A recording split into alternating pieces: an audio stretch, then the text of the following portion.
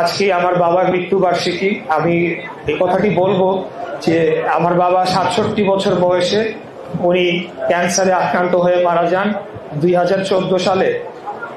ওই 153 জন বিনা ভোটের এমপির নির্বাচনের আগে যখন আন্দোলন চলছিল, চলাকালীন সময় তিনি গ্রেফতার হয়ে কারাবন্দী হন এবং সেই সময় ওনার চিকিৎসার অভাবে তার যে রোগ ক্যান্সার সেটি আরো ঘোরতর খারাপের দিকে যায় এবং পরবর্তীতে উনি জেল থেকে বের হয়ে কোর্টের আদেশ নিয়ে ওনাকে এয়ারপোর্ট থেকে ফিরিয়ে দেওয়ার পরেও তিনি আবারও রিট করে তিনি কোনো মতে তিনি দেশ ত্যাগে করতে পারেন এবং চিকিৎসা নিতে পারেন।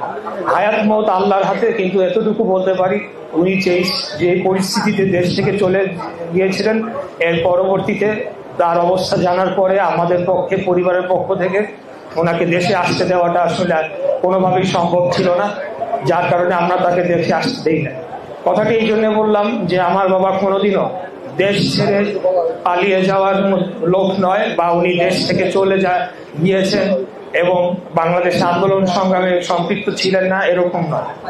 উনি চলে যাওয়ার পর 2015 সালে যখন আমাদের নেত্রী বেগম খালেদা জিয়াকে 3 মাস গুলশানে তার অফিসে বন্দি করে যখন রাখা হয়েছিল আন্দোলনের সময়, তখনও আমি দেখেছি যে আমার বাবাকে ম্যাডাম খালেদা জিয়া উনি সরাসরি ফোন দিয়েছিলেন এবং বিভিন্ন দিক নির্দেশনা দিয়েছিলেন, যেটি উনি সেখানে বসে তার দায়িত্বটুকু পালন করার চেষ্টা করেছেন।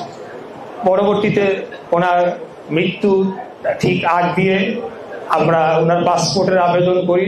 উনি দেশে আসার ইচ্ছা প্রকাশ করেছিলেন, কিন্তু পুলিশ স্বৈরাচারী হাসিনা ওনাকে দেশে আসতে দেয় নাই, দেশে মৃত্যুবরণ করতে দেয় নাই।